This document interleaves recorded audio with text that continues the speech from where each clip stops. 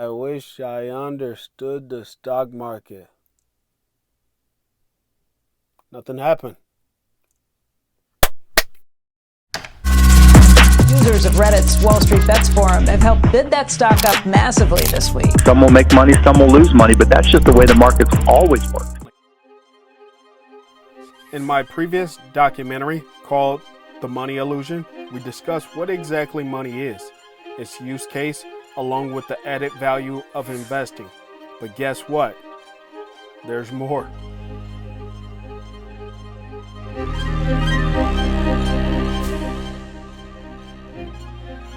See, there's something else about money that we dabbled in previously, but never got a chance to dive deeper into. It's called investing. But before we begin, a few disclaimers. While I myself will attempt to cover broad topics, it's very important you understand that I am not able to cover every part in detail as you deserve. I myself am not a financial advisor or fiduciary, so please take information discussed here as investing information, not advice. Thank you for tuning in to The Monk Investor as we discuss investing and money further.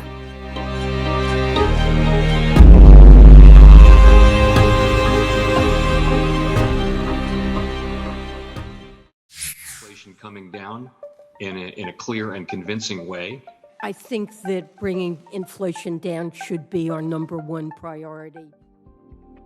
You see, money loses value as time passes because of something called inflation, or what I refer to as a silent money killer.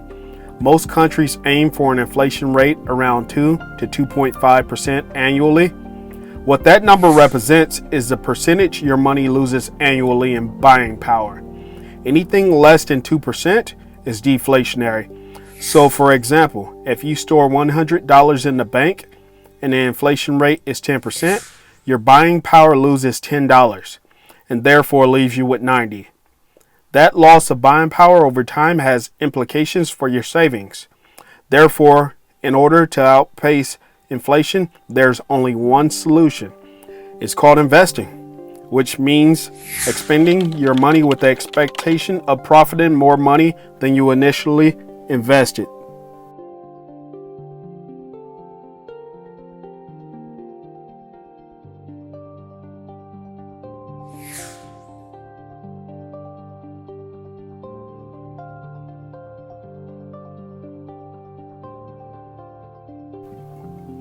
The stock market is very similar, if not exactly like a fruit market.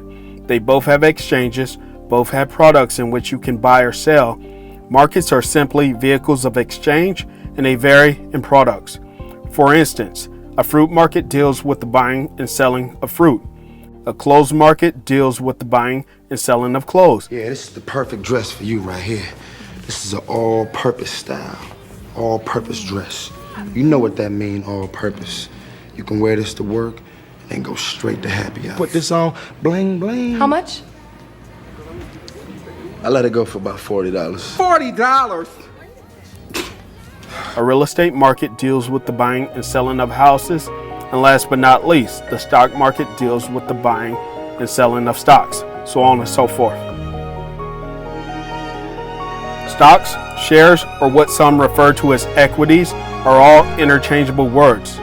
Similar to how you refer to dinner and supper as the same in meaning, same thing. This leads me to the next question.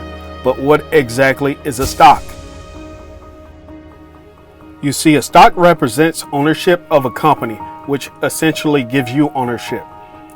So, for example, let's use Company X. If Company X has a total of 20 shares, which is often referred to as an outstanding shares, and the CEO of the company owns all 20 of the total shares, the CEO owns 100% of the company. If the CEO were to own 10 shares of the 20, that would be a 50% ownership, so on and so forth. So those who own shares of a company are commonly referred to as shareholders.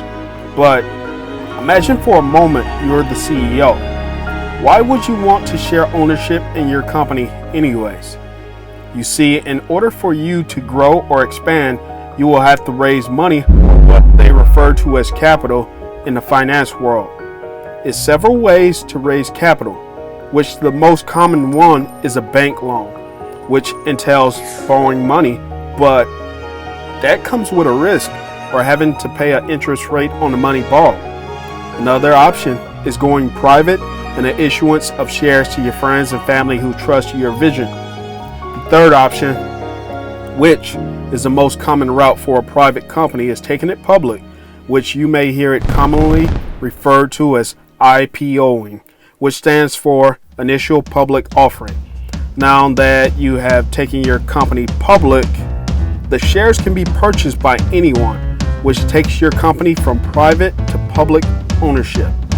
Following me? There was a feeding frenzy on Wall Street today for the initial public offering of Twitter. Microsoft, Cisco, Adobe, Google. Guys, Zoom is now open here at $65. Right now, we've got breaking news. Uber pricing its IPO just moments ago. Uber has priced its IPO at $45 per share. That gives... Once you have become a publicly traded company, you have to now decide how much of your company shares you are going to provide to the public. This is commonly referred to as float. With each share price, it's based on the value of your company and the demand of your product.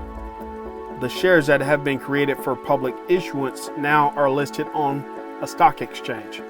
To explain this, let's use the fruit market analogy that we begin with. But let's call it a stock exchange now. The stock exchange is a place people visit to buy or sell shares. But in case you are the CEO of the company, and in order to list your shares, you have to figure out where you want to sell your shares. Many countries have stock exchanges, but to keep things simple, since most of my viewers are based in America, we will use American-based stock exchanges. These stock exchanges are the places where actual trading of shares occur, and you may have heard of them before, such as the New York Stock Exchange, which was founded in 1817, or the NASDAQ, founded in 1971, and lists many of the most famous tech companies such as Apple, Microsoft, Amazon, and Google. Another is the S&P 500, which stands for Standard & Poor's 500, and is made up of the top 500 companies in America and gives exposure to every top public company. You will have to decide where you want to list your company shares, and each exchange which will have its own set of requirements for you to become a member and list your shares.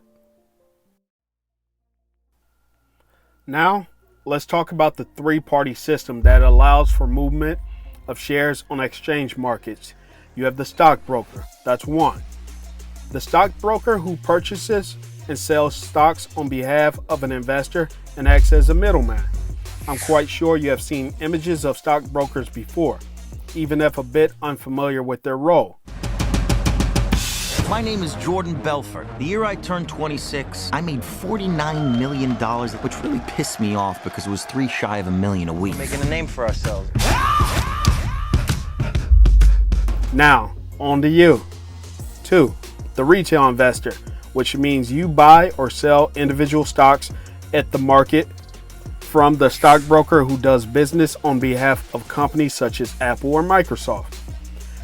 As a retail investor, you place orders online, unlike the old days when we placed them by mail or phone. Would need the savings of thousands of investors.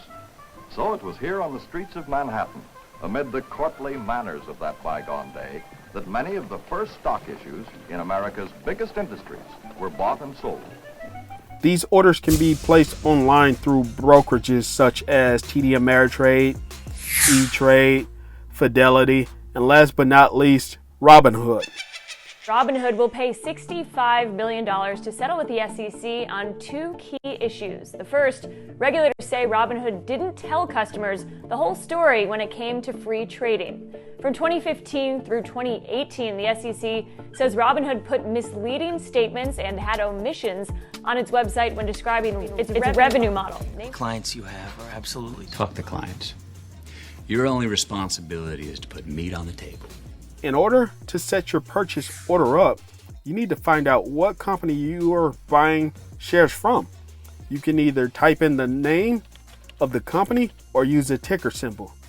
On Google, which is an abbreviated name of a company, Amazon's ticker symbol is AMZN, Microsoft is MSFT, and Apple is AAPL.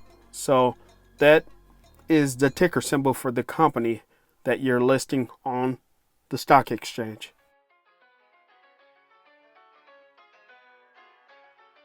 The next step is the price you are willing to pay for these stocks. Now, the stock market or exchange has millions of buyers and sellers daily who transact online. What most people don't know is that you can bid on the price of stocks like a public auction, and guess what? If the seller likes the price you are offering, the share is sold and it now belongs to you. This very transaction is applied millions of times throughout the day in volume. It is called a limit order because you are setting a limit on your order. Say for instance, you were to buy or sell 1 share of Apple. The limit order ensures you have a boundary in place on what you buy or sell the price of the share for. The market order is the second of the 2 most commonly used features and just means that you, the buyer, are willing to buy or sell the share for whatever price its value at currently on the market. But just be careful. Doing that does not guarantee that you buy it for the price you set, because you always want to buy low and sell high. But we'll get to that topic much later on in the video. For right now, let's stick to the basics. There are other order types such as stop loss or limit loss, but market orders and limit orders are generally considered the 2 most widely used features on online brokerages. In the past, this was done through mail, phone, but now thanks to technology, we're able to transact online with computers or apps, which has made investing accessible to the everyday retail investor. So take note, once again, the 3 actors are a broker, retail investor, you, institutional investor, which are banks. Stocks, bonds, objects of art, real estate. What are they? An opportunity. To what? To make money? Perhaps. To lose money? Perhaps. To indulge and to learn about ourselves? Perhaps. So what? What isn't? They're an opportunity. That's all they are. They're an event. Your next question may be, how do I make the right investment choice amongst all these companies to choose from? Well, the most common way is looking at a company's fundamentals and financials to make an informed decision. Let's take Apple, or AAPL.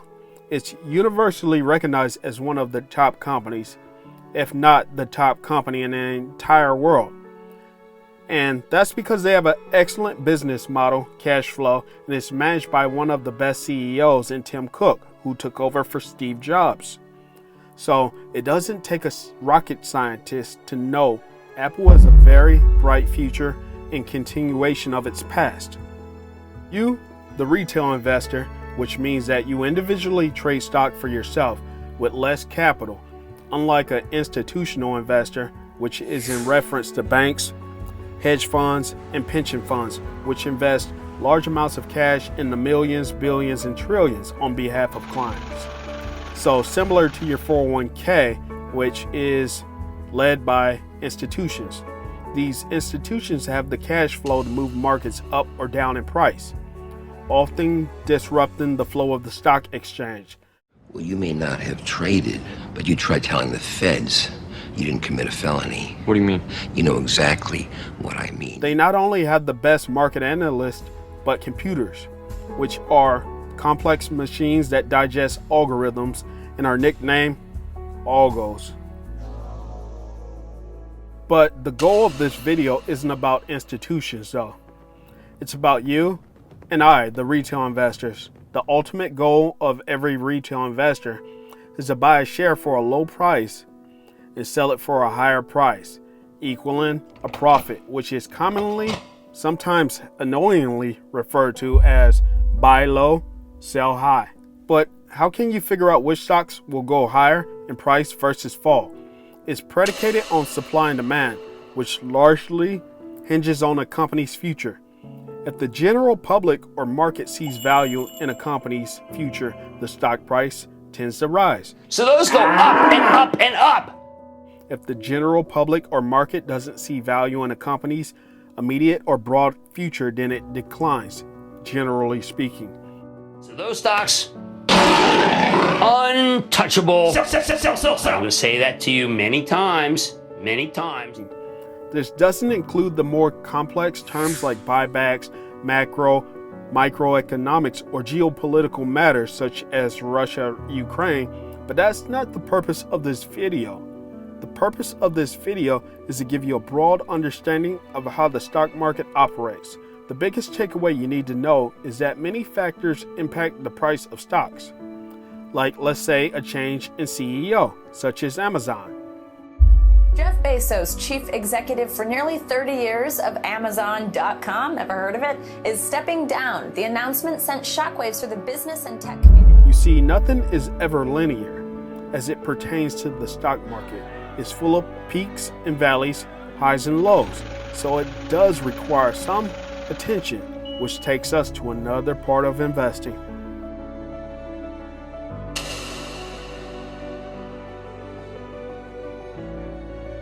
It's very difficult for the average retail investor to keep up with the stock market every day.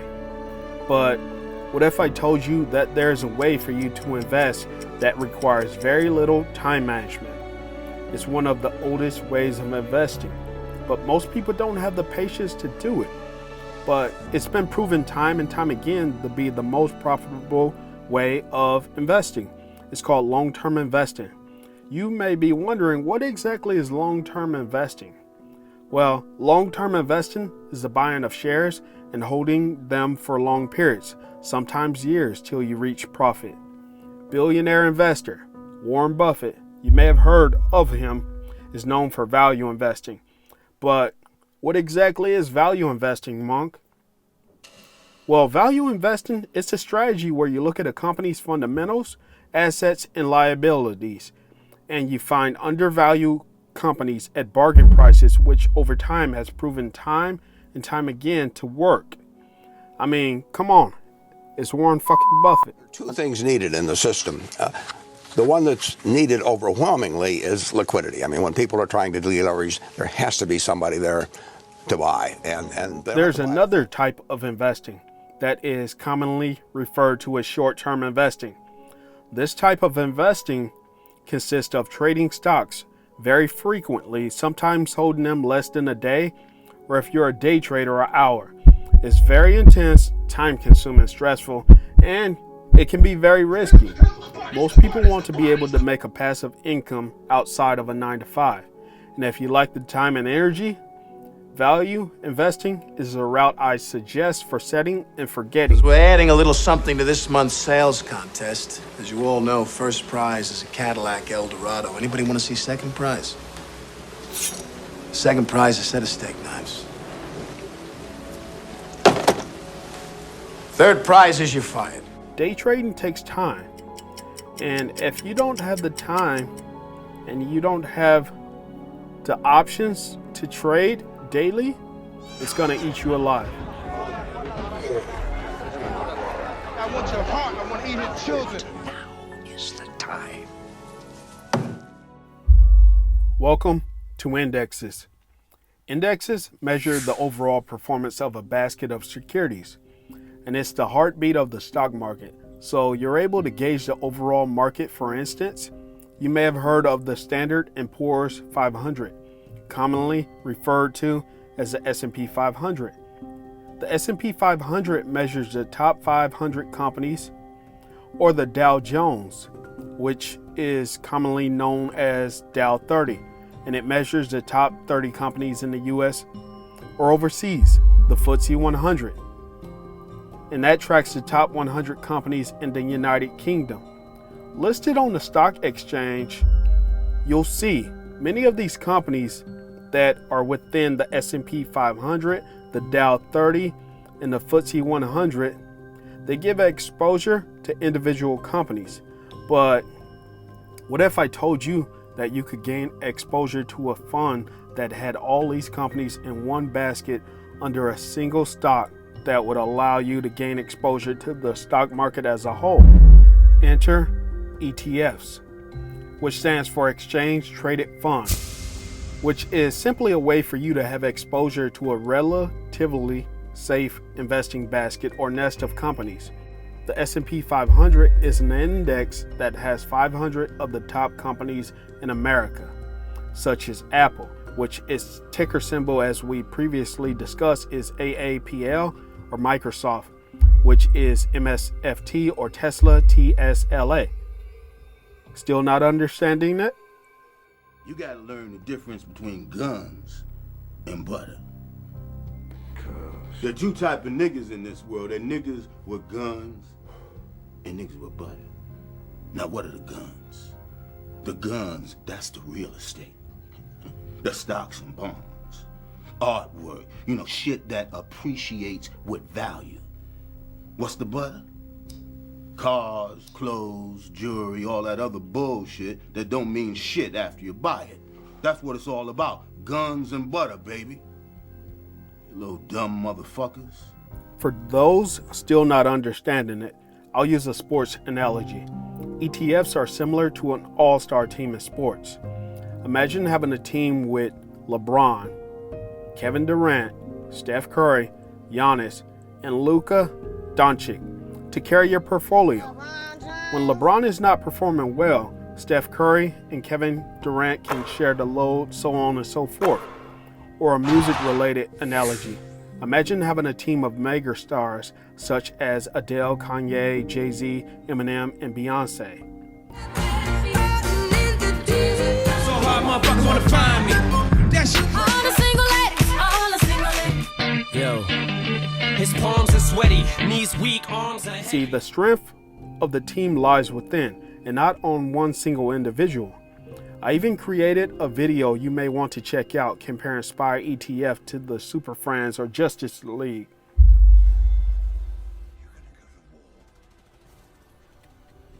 Because whether it's your own personal portfolio or one of the largest ETFs, diversification helps mitigate risk. And no one single sector, not even information technology, consistently outperforms year after year. So it's important to protect your portfolio under all costs. You see, indexes and ETFs are similar, but with slight differences. And I'm sure you've heard of the old term, don't lay all your eggs in one basket. Same concept. You want to have differences in your investment choices. You're probably now wondering, how do you invest in an ETF or index fund? This is where index funds and ETFs come into view. You see, SPY, or the Vanguard S&P 500, contains all the companies in the S&P 500 index, but it allows you to buy one single stock. For instance, you could go online to your broker, whether it be Ameritrade, E-Trade, Webull, or Robinhood, and buy one single stock. And instead of buying 500 stocks, you only would have to buy a single stock for exposure to 500 companies. In other words, you're splitting your money into 500 companies by purchasing one share. This single fund behaves as a form of diversification. And guess what the best part is? You don't have to actively manage it. The fund managers manage it for you using a system called a weighted portfolio, meaning that diversification is weighted with highest performers holding the most weight of 100%. For example, Apple, Microsoft, Amazon currently make up 16% of the total weight in the SPY ETF, which was the first ETF created, by the way. But what can you expect from the stock market? Believe it or not, in the US, we had been in a 10-year bull run from 2009 to 2019. That climbed to 250% before subsequently a very brief crash due to COVID lockdowns in March 2020. And a full recovery happened in the second half of 2020, leading into 2021, with all-time highs. For those of you unfamiliar with a bear run and a bull run means that the market is consistently going up. A bear market means the market is consistently going down. And the reason they came up with that is because a bull fights with its horns going up. A bear swipes down. Easy concept to understand once you have a visual for it. You see many retail investors gain record profits and expect higher than normal returns on their investment portfolios. But with that said, you should always be prepared for market crashes due to unforeseen circumstances. Good evening. Today is Black Monday, the day the Dow dropped more than 500 points, the day the Dow dropped more than 22%, almost double the rate of the Black Monday that signaled the beginning of the crash of 1929. But this crash of 1987 is not just an American experience. Around the world, stock markets fell faster than a skydiver. During a more normal year, generally speaking, you will find an average return of 10% from indexes, which that doesn't sound like a lot, but with compounding interest over a large amount of time, your investment portfolio will grow exponentially. Now, for the dedicated investor who puts in the work, time, and effort, larger returns are very possible. And I speak from experience as a short-term investor who long-term invests also, but beware.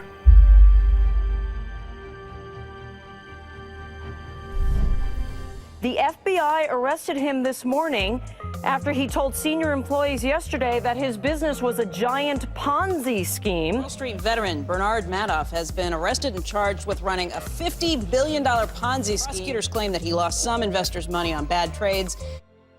The reason I say beware, because you will find as a newer investor online, especially with social media, people proclaiming to be stock market experts, gurus, master investors, stock gods, who will promise you high returns on your investments for a small fee. So do your research before you pay someone. Not everyone is accredited to give investment advice. Did I tell you not to play with these wanksters? What's that? Number one rule of Wall Street.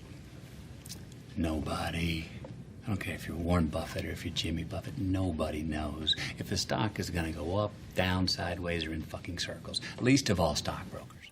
With that said, let's hone in on some simple rules. Number one, rule of thumb is never invest more than you can afford. Investing more than you can afford to lose could result in catastrophic financial loss. Number two, buy the dip. I'm sure you have heard this before, maybe over 1,000 times, but it's some of the best advice. As annoying as it might sound at times, buying a dip is buying stocks when they're discounted, such as when lockdowns occurred in 2020, causing the stock market to fall. So the dip is where your profits are made, not buying it at all-time highs. Number three, dollar cost average, or DCA, is a process of investing a set amount, bi-weekly or monthly, regardless of the price. By dollar cost averaging, it ensures consistency in buying stocks. Number four, buy ETFs or exchange-traded funds such as SPY or Vanguard S&P 500 if you're limited in time. This enhances your odds of making a profit by investing in the top companies in America.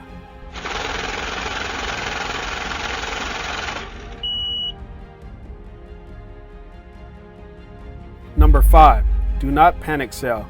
Remember, the value in your portfolio decreases, but it's not final till you sell your position, meaning that one day it might be negative $100 and next up $200. So contain your emotions and do not panic and do not sell. If you're diversified, it's built for the long run, and it's perfectly normal to see value loss. But keep a long-term perspective because the stock market has historically always increased, despite minimal times of decrease. Right? It's all a fugazi. You know what a fugazi is? No, fugazi. It's fake. Yeah, fugazi, it's a wazi, it's a woozy, it's a fairy dust. It doesn't exist. It's never landed. It is no matter. It's not on the elemental chart. It's not fucking real. Right? All right?